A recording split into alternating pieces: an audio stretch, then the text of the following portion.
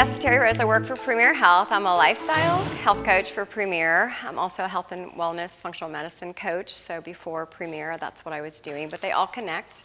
And I love to talk about any health topics because I feel like there's some things that we assume, oh yeah, we know we need to drink water. You know, you hear that, but what does that mean? And what if we don't? What could happen? So hopefully you'll get a few new tidbits that you didn't know with this presentation. So we're going to talk about the benefits, the complications if we do not get enough water, when we're dehydrated, what are some of those symptoms, how much water should you drink? That's always a question people ask, and it's all over the board, so we'll dig into that. The risk for holding it when we don't, go to the restroom enough and holding it in, what can that do to us? A little bit about incontinence, which is very common, and what we can do about it. And helpful tips, how do we stay hydrated? Because it is sometimes a big challenge. And plastic water bottles, we'll talk a little bit about those too. All right, so health benefits. First, aids in digestion. So the more water we drink, it helps move everything through, gets rid of waste, helps with constipation, so it's just very important for that reason. It regulates your body temperature, so water can absorb a lot of heat, and so the more water you have, the better it will manage keeping your body temperature down. So when we are not drinking enough, our body temperature can dysregulate and not be good. So it helps us manage the heat. Lubricates joints. Joint health and arthritis is one thing, but cartilage, the majority of cartilage is water. Impacts mood and memory. So you can be a little bit dehydrated, maybe 1 to 3% dehydrated, and it can impact your mood and memory and your brain function. Like 75% of your is water in your brain. So your brain is made up of a lot of water. So that is also impacted. I always tease people, like if you're around somebody and they're getting a little nasty and not real tolerant, ask them to drink a little water. They might change their mood. I'm telling you, it could really impact how you are acting. Improved skin tone. I don't know if you've ever done the test where you kind of pick up your skin and see how it bounces back. But if you see it stay up, you could be dehydrated. So it's supposed to kind of bounce back, so it gives you that lubrication in your skin. It reduces oxidative stress, any type of muscle working. There's 80% of our muscles are oxygen, so it moves that oxygen to our muscles. And it helps to carry nutrients and helps break down those nutrients so those nutrients can be absorbed as it delivers oxygen to all our cells. So we can become deficient in some nutrients if we're not getting enough hydration, even if we're eating well, because that water helps with that breakdown. So a lot of important reasons to drink. So if we don't, what can happen if we are dehydrated? What complications? Again, I talked about that 1 to 3% loss of just water can impact your mood and memory. And so we worry about keeping our memory or forgetfulness. Water is a big piece of that. So the more we can make sure we're staying hydrated, the less that will impact it. Urinary tract infections. Those are really problematic if we're not drinking enough water and flushing through. Reduced immunity. So our immune system, it can be reduced if we don't get all the nutrients we need. So think about that. If we're not getting enough water to break down those nutrients, move them through to the cells for that absorption, we can not get the nutrition we need, so our immune system can decline. Strain on heart's a big one. Have you ever gone to give blood and they've struggled getting enough blood from you anytime? Because if that happens, you're kind of like you don't have enough blood flow. So, I've had that when we've gone to community events. Someone had to leave and go drink a bunch of waters before we could get blood out of them because they were dehydrated. But when you reduce that blood flow and your blood pressure actually goes down, which can be a positive, but it's not in this case, then your heart has to pump harder. So over time, when you're dehydrated and your heart is pumping harder, it can kind of thicken those walls of your heart muscle and start weakening it. So it can definitely impact your heart. Risk of kidney stones. Kidney stones are made up of calcium and oxalates that come from our foods and our water, which is not a big problem when you're drinking enough because they like to connect, but when you're drinking, they get flushed out. But if you aren't and you become dehydrated, you're not getting enough water, those kidney stones can form and lock in. And I don't know if anyone's had a kidney stone, but they're very painful. You really don't ever want one if you can avoid it. Heat stroke, I talked about how that temperature regulation happens with water, bringing that temp down and keeping you able to manage the hot temperature. Impaired coordination, again, your brain, 75% water, so the neurological impulses and things can be impacted, so you can get off balance and lead to falls, which isn't good. And definitely kidney damage and failure. There have been people that have been put on dialysis just because of dehydration over the years. The only reason that their kidneys were damaged, because the kidneys need that constant flushing to work properly. So a lot of concerns to avoid. So how do we know if we're dehydrated? The biggest way is to watch your urine. I was like, okay, when you're in the bathroom, don't be afraid to look at the pee, because it will tell you, it's the best indicator to determine if you're hydrated well. Now, it can be impacted a little bit if you take a B vitamin. B vitamins make your urine very yellow, but if it's just on a normal basis, keeping it that pale yellow shows that you're drinking enough water. When you start getting to that dark color of the urine and you see that, go, oh, I'm not drinking enough water, and pick up your water. Increase what you're drinking. Because you'll notice that's the big thing, a big indicator. But the other thing is you'll start feeling a little tired, a little weak, not quite able to move around. You could get muscle cramps, arms and legs get muscle cramps very easily. You do again get confused, that cognitive impact from the brain again when it gets dehydrated. Again, irritability, if you feel like you're getting a little nasty and you're not like short of temper, could be that you just need a drink of water. Dizziness, headaches, dry mouth, all those are indicators of dehydration.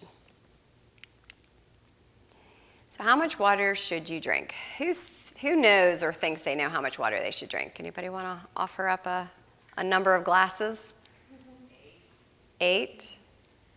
8? Yeah, 8's a pretty good start. Usually it's 8, they always say 8 glasses.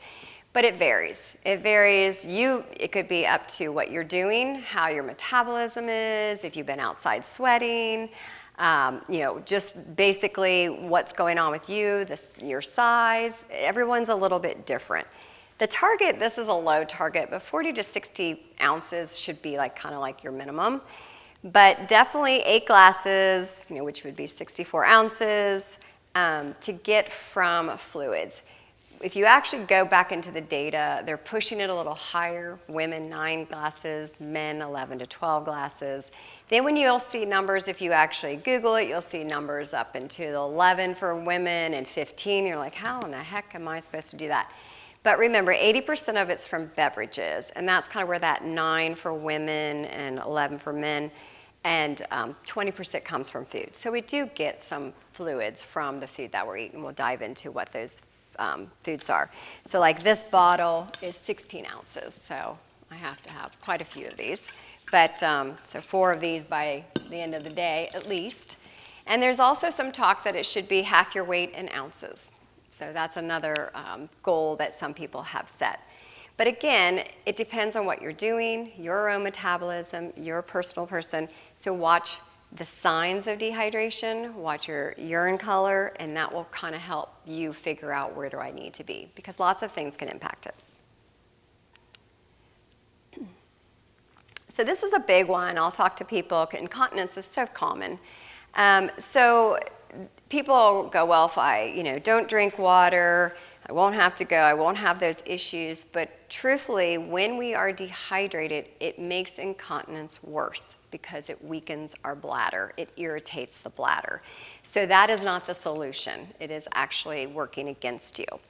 So yes, there are options to kind of retrain your bladder, when drinking on a certain schedule, making sure you're hitting the restroom on a certain schedule, sip, not gulp, sip throughout the day. Always have a water bottle with you.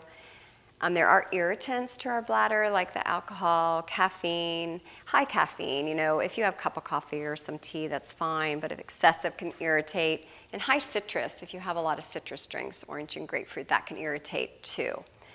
But definitely plan if and I haven't been to the restroom in 2 to 3 hours, you're not drinking enough. You definitely have not consumed enough fluids. It will help manage when you manage constipation too, because when you're constipated, it puts pressure on your bladder, which makes you have to urgently sometimes go to the restroom. That can cause incontinence. So managing that constipation is important.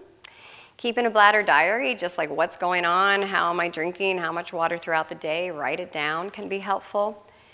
And then do pelvic floor exercises. It can reduce incontinence up to 90%. And Premier, I actually met one of the pelvic floor, or really she's a physical therapist for this, because everybody's different. I don't know if you always hear Kegel exercises. Well, that's maybe not what is necessary. There could be other things going on. So they have all these different therapies that they will figure out what is causing the incontinence and work with you. And you don't need a physician's referral to do that. So if it's something that you're like, I really would like this to manage this better, there's a lot of options. It's not a normal aging thing. We all think, oh, when we get older, it's just normal. It really isn't, and it can be improved, okay? So why you shouldn't hold it? A lot of people are like, I don't need to go, I'll just hold it and wait till the next time or what have you. A lot of things can happen when we do that, so we don't want to. Again, that UTI, we want to be flushing through as much as possible to avoid that big bacteria from building up. It stretches out your bladder, which will make that muscle not be as able to manage holding the urine in when it needs to, so it decreases its efficiency. Kidney stones again. Remember that calcium oxalate come together, but if we're drinking, it flushes it through. If it's staying in there and they stay together, you build up those kidney stones and they will start forming. So that happens. And you'll know if you did hold it for maybe a little too long. You'll get that burning sensation when you urinate, cloudy, foul smelling, doesn't smell quite right, lower back pain, and again a little tired because you're getting some bacterial growth going on. So definitely don't want to do that. Make time for it. I talked to some, different people that I just don't have time. And that's just not the answer. It's like, yes, you do. You have to make time for your body for drinking and, going to the restroom when you need it. It does not take that long. So just working it in a daily routine. So how do we do this? So the first thing you should do when you wake up, you have been sleeping and you are dehydrated. Your body wants water. That's the first thing you should get. Usually sometimes we have to take medication, so go ahead and drink a big glass of water, get those medications in. Again, having water next to you at all times is going to help you remember, because we get busy and then all of a sudden we're like, oh yeah, I haven't had anything to drink since this morning. But if you have it with you, that will help. Avoid or reduce alcohol. Alcohol is fine, but watch, that irritant to the bladder. Make it more interesting. Some people are like, who doesn't like water? Anyone? Everybody likes water, a little bit, yeah. And that's pretty normal too. Some people are like, I just really don't care for water. You can make it interesting with added fruits. There's lots of different flavor enhancers out there. One concern is they're not all very natural, so trying to find one that you like that's natural would be good. But definitely don't be afraid to liven it up a little bit. Choose foods high in water content, which we'll talk on the next slide.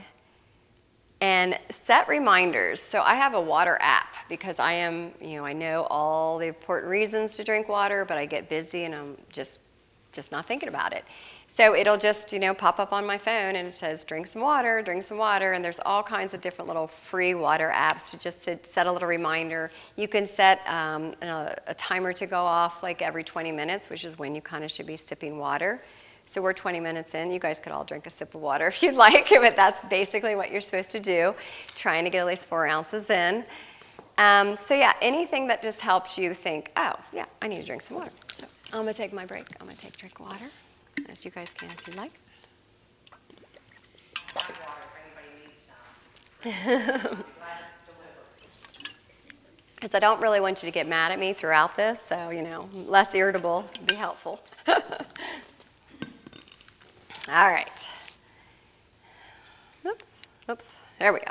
So there's lots of foods. So again, 80% should come from the water and then what you're drinking, 20% can come from food. And food has a lot of water content, which is nice. So definitely all our leafy greens, that's always really good. Bok choy, asparagus, radish, celery, cucumbers. If you've ever had cucumber, that's basically water. It feels like when you cut it, it's all over the place with liquid. Any kind of fruits like your stone fruit, your apples, cantaloupe, watermelon, Unfortunately, we're getting into the end of summer with some of those things, but those are full of great water. Soups and broths, if you're like, well, I like to drink, but you can drink a broth. Some people like to have bone broth now. That seems to be a big phase, or just any kind of broth that you want to heat up, and you could drink that to get some more fluids in you, and you get the nutrients too. And dairy, like yogurt and milk and all those things, have a lot of water content. So you can get it from food, and you should. You definitely want to make sure you can add that into your routine. And if you wanted to make it a little more interesting, you can have some fizzy, some of that sparkling. Instead of sodas, just try maybe a flavored water. These are all naturally flavored with fruit juices. They don't have any artificial sugars or added sugars. So they're not going to taste real sweet, which some people like to taste sweet. You could always add a little juice to these. I always say a splash of orange juice if you feel like you want it a little sweeter. But these are kind of nice because they're bubbly and different, but you can get fluids this way. And all these are the ones that are clean and some good ingredients, because there's a lot of them out there that are not so healthy for you. And mineral water. Does anybody drink mineral water?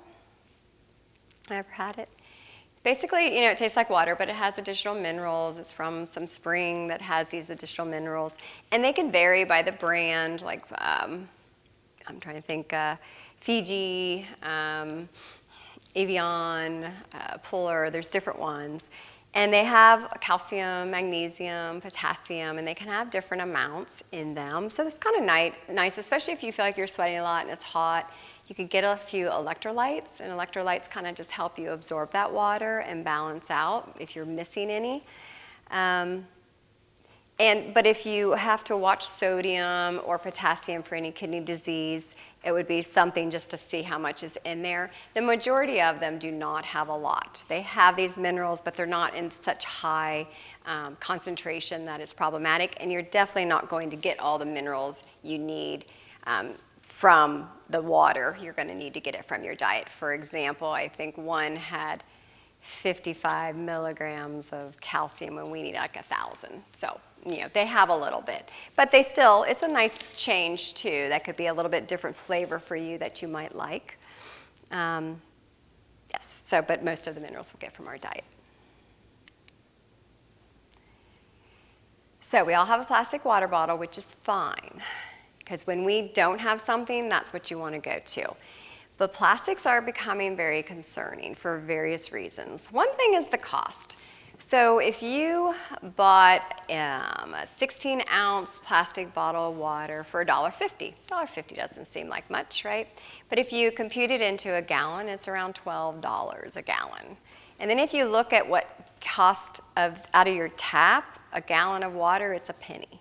So we are overpaying for just water. And the majority of the water that is out there is just basically tap water. It might have been filtered. Aquafina is, an osmotic, one that is all the solutes are filtered out. There's different variations that you might want to get. But they're finding that plastic is leaching into our water, especially when a lot of these waters are sitting in hot areas. Like if you have a plastic and you have it in your car and it's definitely hot, the hotter it gets, the more that plastic leaches into your water. And they are finding it with that, as she throws her plastic bottle to the ground. They're finding it when they're doing testing throughout human bodies, and they're able to find kind of these nano-sized plastics, and they're finding that like 90% of these nano-sized plastics which can get into our cells. Right now, the studies aren't determining if there's really anything to be concerned with, but just a caution that that is happening. They are saying that these nanoplastics are endocrine disruptors, meaning it mimics estrogen, and so young people that are drinking mostly plastic can end up in puberty earlier. That's one study that's going on. But endocrine disruptors, whenever we're getting a hormonal balance disruptor, that's not a positive for us. So it's just something to be aware of, that it shouldn't be the majority of what water you're getting. Things that are, water bottles that have, sterling or, this kind that aren't plastic should be used more often than not. Plastic can be used, but just kind of watch that it's constant for you, especially in the hotter temperatures if you're outside. And if this sits in the car, it actually stays cold and is not going to leach into my water. So just something to think about. Does everybody have a water bottle or keep water bottles around? Okay, like one that you can refill. Okay, that's good. And the environmental impact, I'm sure that's been talked about. That one is pretty obvious and well documented that basically right now there's so much plastic out there and plastic water bottles are in excess that only about 9%, even though they are thrown in maybe a recycle bin, are getting recycled. They're just not able to recycle. So they end up in a lot of landfills. That's not so great. So yeah. All right, I'm just going to recap and then I'm going to ask for any questions. So we talked about in the beginning all those important reasons why you want to stay hydrated. We talked about all the issues with dehydration, what can happen, how much you should drink, not holding it, some incontinence tips and tricks on how to kind of get through that, and some therapy option. And just tips for trying to stay hydrated, having your water bottle with you, flavoring it, make it interesting, get a schedule, get an app, anything to help remind you to drink, and then plastic bottle concerns just to try to limit that as much as possible. All right, any questions? Does it hurt to refill water bottle or plastic water bottle? It's a great question. Depends. If it stayed cold, you know, like maybe it was one that you used in the house and you kind of refill it, that's fine. It leaches more when it gets hot. But also, how often do you refill that plastic water bottle? Because if you think about it like a glass, you still have to be careful of saying, okay, I'll refill it at least once, maybe twice. But then you should wash it. Then you have to wash it out like a glass, or it builds up bacteria. So it's just like any other vessel that you would be using, you would want to clean it out like a glass or a cup before you refilled it. But it still would be better if you're at home and you're able to have access to a glass or different type of container. It would be more beneficial for you. Sometimes we'll freeze it, you know, and then if we take a cooler or something, then as the water melts from the ice, then we'll drink that. Is that a problem? Yeah, usually any type of temperature change will degrade the plastic. So I hear you. And again, if it's not like all the time and it's just, hey, this is what's good for our cooler, it works well for us, then do it. It's just that constant, like an everyday thing when you just can build up so much within your body that your body can't get rid of all this plastic that we're getting, because we're not just getting it from bottles, we're getting it from anything that contains plastic. You know, if a baggie that we put something in, if we overwrap something, like there's just a lot of concern about our overexposure. So if it's easy for you and that's going to get you still to have the water and you're going out on a trip, great. If you could still, you know, because these would be more difficult obviously to freeze, so I get you. It's okay. It's you know, it's just better than not drinking, but just try to limit it all from the plastic would be better. Mm-hmm. So those plastic bottles out there on the table, they would have the same effect as getting warm with leach. Right.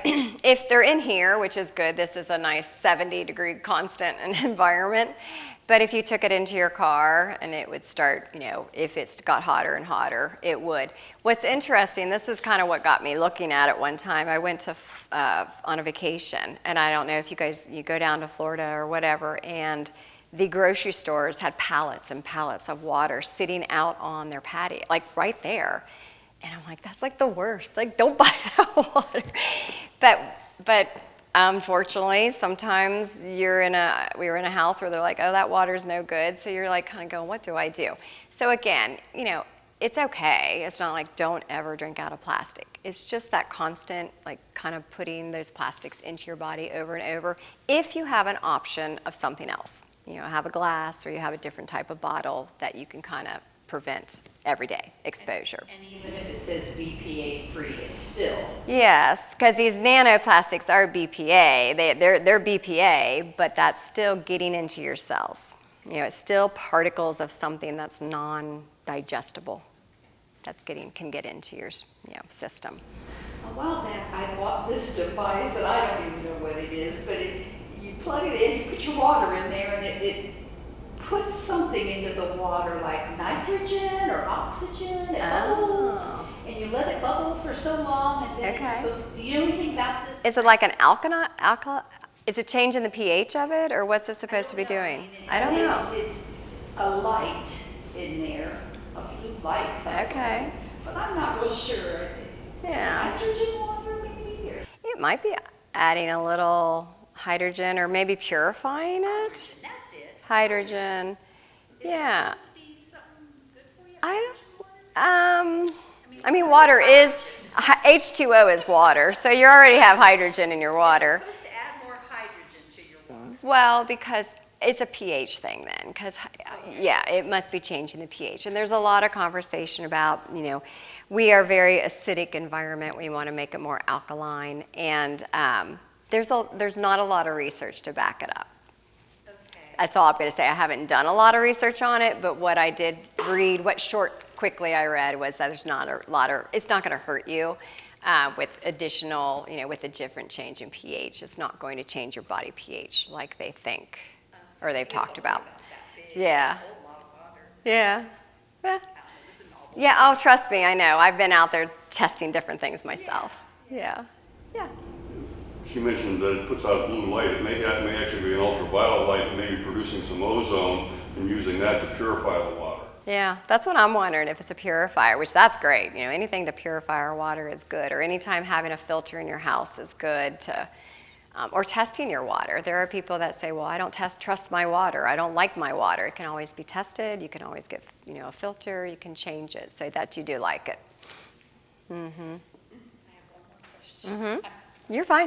That new stuff is a powder that you add to your water, liquid IV.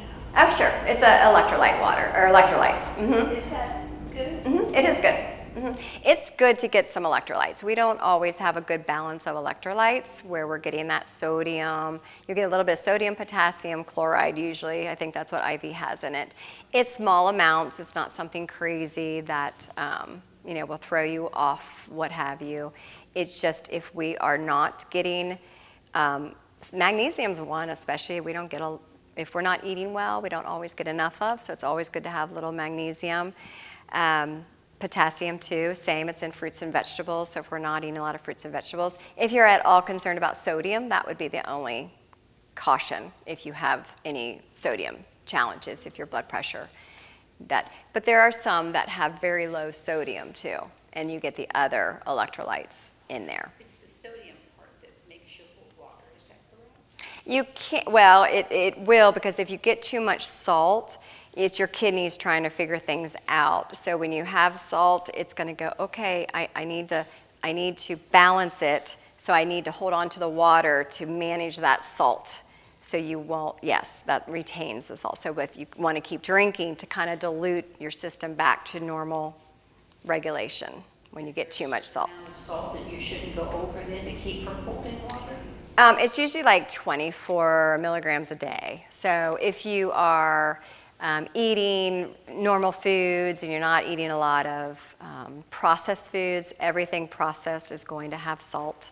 So if you're eating frozen dinners or like I said, anything processed, basically it's helping with the shelf life, so it'll have sodium. Canned vegetables can have sodium, or they can be salt-free. You can rinse off canned products too that have salt, and you can get some of it off. But those are like excess salts are in those things. But if you're just eating a normal diet, pretty normal, you would not be going over the daily requirement. Well, I'm kind of new to this water thing the past couple of months. Okay. Well, since about March, I really started trying to drink water instead of soda. Oh, wow, good for you. And that's a huge switch. That is hard. It's Yes. very hard. Mm-hmm. But I find if it's cold, I can drink more water. Yes. With ice cold. Yes, you sound And like then I started putting like berries in it, let it soak. Yes. The water turns red, but I drink it. Okay. I don't know. And you can do like a splash of juice, you know, in your water. Yeah, that's a good thing. And like that, you might like those little sparklings, and then maybe even add a little juice to them if they're not quite sweet enough, just to get to the flavor profile you want. Those could, because they get the fuzz from that soda. Maybe that will make you like those a little bit better, and those are fine. Yeah, they're pretty good. They have some unique flavors like pomegranate, blueberry, and things like that. Well, you know, they came out with that circle water. Yes, I haven't looked in. That's so bad. I was going to say I haven't looked into it. I didn't. It's got so many chemicals in it. Okay, yes. I kind of would assume, but I didn't check it out yet. But I liked trying to find the things that I at least knew were just natural juices, no artificial flavors and colors and sugars. Yeah, so good for you. That's great. That's a hard one, so keep going. Yes. We all have filters in our refrigerators that we can go to, put the glass underneath there and get water. Right. My grandsons would never do that. They go to my house, get in my refrigerator and get out a water bottle. Now, they've been inundated evidently with all this, oh, well, you can't drink water just from the tap. They wouldn't even think. I mean, we're 70 years old. We didn't die drinking water. Out of a garden hose. Yes. And there's some bad studies on that when that thing's sitting out in the hot sun, but yes, I was there. Blackmailed all these people into thinking Yeah. you got to drink out of a plastic bottle. Now we have landfills full. Now these companies, of course, have made millions of dollars inundating people with the fact, oh, you can't go to your refrigerator and get a glass of water. You got to drink it out of plastic. Now, all we got is a landfill full of these. But I can't convince my grandchildren, you don't have to use a plastic bottle every time you want to drink water. I can't get them to think about the environment. I'm constantly nagging. Somebody's Right. got to wake up to the fact these landfills are all because of somebody told us you can't drink water unless it's in a plastic bottle. Right. I mean, it's sad. We don't have 3 eyes on our forehead. I don't. Well, what's interesting, like I said, they are drinking tap water. Mostly what we buy is tap water. But the plastic in the bottle is what's going to hurt them, not the water. Absolutely, that We endocrine can't disruptor. convince them of that, and we never will, because there's too many billion-dollar companies that are making. Well, the advertisement. It might. Yeah, you'll be surprised at some point. You know that brain will kick in. Or you already talked about refilling plastic water. Refill them and put them in there, and keep doing that for a while. Fill them, refill them. When they finish with them, refill it, refill it. After about a month, say, you know what? You've been drinking tap water. They'll be like, what do you mean? Well, we've just been refilling those with our tap water. Well, they think we were too cheap to buy. I know, but I'm just saying. Then all of a sudden, This day and age. I know, but then all of a sudden they'd be like, ah. They pay $2 for these drinks Oh. that they drink all day long because, it gives them energy. Oh, well, come on. Yes. I mean, There's all a- they do is sink a whole bunch of money in Oh, yeah. drinking something that we Yeah. lived and we survived. We just went on vacation Yeah. with them for a whole week. Yeah, Oh, wow. I mean, they were constantly. cases of just- water. And you'd see one half. Left over? half full, just they left it and they went and got a new one. Instead of keeping that bottled water, with them that's still half full, Right. they go to the refrigerator and just get a new They one. drove us nuts for a whole week. Yeah, it's harsh to watch. I've seen it with my kids too, and it's just I try to just educate, and they do know that I am refilling it. Because there's sometimes it is convenient for them just to grab that, but then they all do have these bottles too, so that's their majority. But I'll just wash it out and refill it, and they'll drink it out. I'm like, whatever. It's just like sometimes it's the ease of it, the hold of it, the mouth. I don't know what it is, but they do it's a habit. That's really what it is, and hopefully they can start figuring it out. When did we start? I've often thought, when all When of a bottled sudden water it came. wasn't normal to just drink It water. was out way of before the COVID, refrigerator. so 15 years. I feel like it's Because we never bought water in bottles when we No. were raising our kids. I mean, even Coca-Cola they sell bottled water. Yeah, I mean, absolutely. Well, now this is spring water, so it's not tap water. And it could be from a spring, but it's probably spring that's going through a tap. Who knows?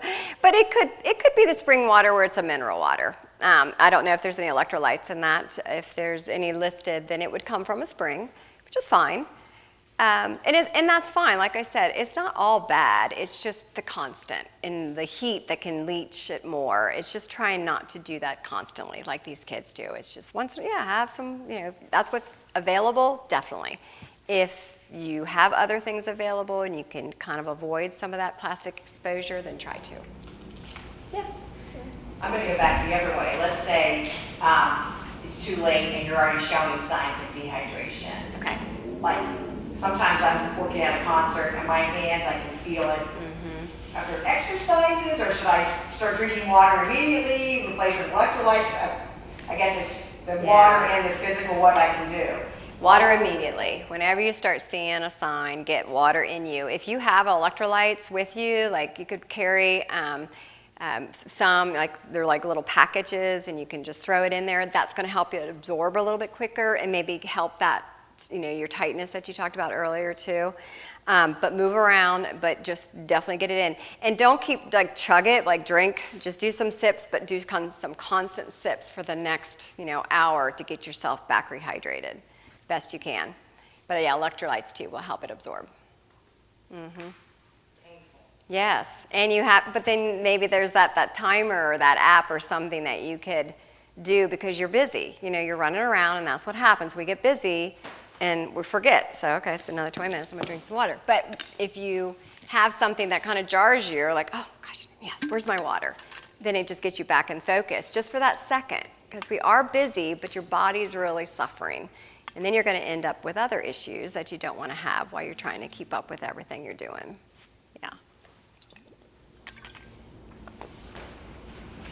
I'm a long-distance runner and hiker, so I've obtained one of these hydration vests. Yes. Right now, there's no water in this one because it's too heavy. It's full.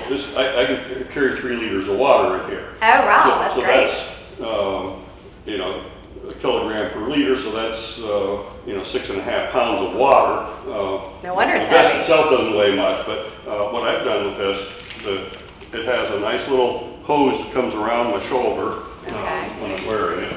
I'm not gonna put the whole thing on, but this comes around, and you just pick this up. It's got a bite valve on it, so you just squeeze that and then suck, and it sucks water out of the 2-liter bag in the back. Wow. I've also got 2 smaller valves. What I do with these is I found out that Pedialyte in powder form is a great way to get some electrolytes. So if I'm going on a long hike or a long run, I did a 12-hour run using this a couple of years ago. Wow. 51 kilometers. I would take Pedialyte and pour that in these things. So then I had plain water, tap water, in these things, and in these, there's 2 of them in here, I would have the Pedialyte. I found out the powdered Pedialyte allows me to mix this up I don't have to mix it exactly the way it says. It says put 16 ounces of water in this. But if I put 2 of these in 16 ounces of water, it'll still dissolve, and I can get more electrolytes, which I found that I needed. I actually had a study done, and I sweat profusely when I'm exercising. And they figured out that I was sweating, in an hour of hard work, like 500 milligrams of sodium. Wow. Yes. That's a whole packet of salt tablets. There's no way you can take a whole packet of salt tablets in an hour and not have stomach upset. But you can get that amount with this stuff. But you look at what, Anyway, I found that works for you. every few minutes, I just take a sip of this. And that way you can't glug this stuff down. Right now. It's too much, especially while you're running. Right. But having something like this makes it so easy to have the water. And so in this hot weather, I also volunteer out at Cedar Creek State Park doing trail maintenance. So if we're going to be out working on the trails in this hot weather, I'll take something like this along, and then I have the water with me to keep going. But I found that this combination of plain water and electrolyte water works really well for me. When I was doing that 12-hour run a few years ago, it was out at Eastwood Metro Park. We were running a 3-mile loop. So every time you went back around, you could stop and refill your water bottles. You could even take a nap if you wanted to. But on one time around, I didn't refill. I still have water. I got out on the back side of the course, and all 3 of my water supplies went dry. By the time I get back, well, I ended up walking the mile and a half back. By the time I got back, I was dehydrated enough that I had to sit down for 10 minutes before I could walk some more after that. I just sat there and drank, refilled everything, drank from my supply and so forth. And it really does make a difference when you're out there and you stay. I finished that race and set a personal record doing it. But it really emphasized that, to me, the dehydration can happen very quickly, That's big. even when you're thinking about it. But you can also fix it if you get it before you're at the point of, and that's why I walked back. I didn't want to drive myself into one of those more serious situations. And the weather wasn't real hot that day either. Fortunately, it was like 68 degrees and so forth. So, you know, it wasn't hateful out there. But not everybody's going to want something like this. But if you are out there doing something strenuous, something like this can be a lifesaver. No, thank you for sharing. Are those able to stay cold? No. No, okay. I mean, there's nothing insulated about it. Okay, that's what I was wondering. The pack on the back does have a little aluminum foil thing on it that, where it's sitting against your back, it keeps your back from heating it up. So when it's, Oh, okay. I start out with refrigerated water in this. Right. Going on a race or something, but after an hour or two outside, it's all warmed up. Okay. But And that's all silicone? yeah. Yeah, that's good. And of course, when I'm doing one of those long races, I can set a cooler there with my water supply in it, so that stays cold. So when I refill it, I'm getting cool water in there. Which will help your heat go down, like we talked about, the colder the water. Yep, and having hydration is going to keep your temperature down too. That's great. Good for you. That's a big deal. It's a long distance. Phew. Making me We tired. lived in Phoenix for 7 years, and they used to tell us, if you get thirsty, it's too late. That's true. Like your mouth is dry, you're already partly dehydrated. But you can fix it, but it definitely is a sign because and that's what happens unfortunately when we age. Our signals for drinking decrease. That's a normal thing. We have to force ourselves to drink. Like even when we're not thirsty, you just have to force yourself because your body starts changing and those triggers are not there. That's why those timers in diarrhea and things are important to make sure you're getting enough. What if you're on medication to drain the water out of you? Like a diuretic? Yeah. Yeah, then you need more water. So you gotta drink more. Everybody's like, oh, but I'm holding water. Don't drink. It's actually opposite. You should drink more water because you're going to lose more water. Yep. And the thing about not drinking water after 6, that was one of your slides. That's just so your sleep is not interrupted. Exactly. Thank you for bringing that up. Yes, that's just if there's incontinence concerns, because I always hear that, like, well, I don't want to drink. Well, get it all in early. You know, you can get your amount in early, and 6 or 7, just depending on what time you go to bed. And it doesn't mean that you're not going to still maybe get up, but maybe you'll just get up once. But our body, our brain, and the signal to our urinary tract, it diminishes at night to allow us to sleep. But if we have to get up once, no big deal. But if it's something where you're constant, and that can happen, by the way. That's why with the physical therapy, it's not just doing muscle training and tightening. It's a behavior change. We can get into our head, like I have coached different people, and they're like, I get up like 5 times. I'm like, but are you emptying well? Like they felt like they're doing everything physically, but it was a behavior, and so they just kept doing it. So there are some ways to change our behavior to just say, if you actually are laying in bed, you can talk yourself into, I need to get up. But you could lay in bed and go, do I really need to get up? Nope, I think I'm good. And then you think, oh, that holding it. But at night, it's a little bit different. Again, your brain and body's working a little bit differently. If you don't have too much in there, you really don't have to get up. But if we are normally getting up multiple times, we're going to continue to get up multiple times. And sleep's very important. So that's why I try to limit how much we get at night. Don't wait till we get home at night or whatever, we're busy, and not have water, and try to get all this water in, because then you will be up most of the night visiting the restroom, which would be normal. So yes, thank you for bringing that up. I did not mention that time. Any other questions? All right, are you all thirsty thinking about water, or you feel like you're hydrated? Drink lots of water. Get your water bottles, any kind, but these are better today, and just see how much you can get in. Write it down, because we think Well, I think I had a whole bottle, and it's good to write it down until you start getting into the habit.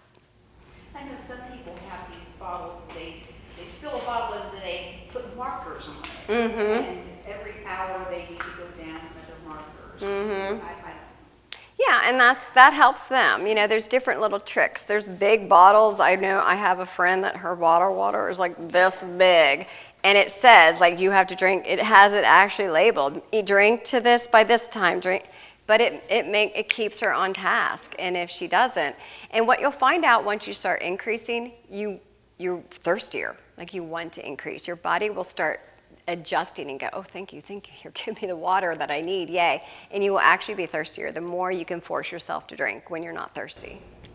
Yeah, heard sometimes when you think you're hungry, you're just thirsty. absolutely. A lot of times, especially if you know you just had something, you're like, oh, I'm kind of hungry. Well, no, maybe I should drink some water. Nope, absolutely. That's a trigger too. Okay, well, thank you. You're welcome.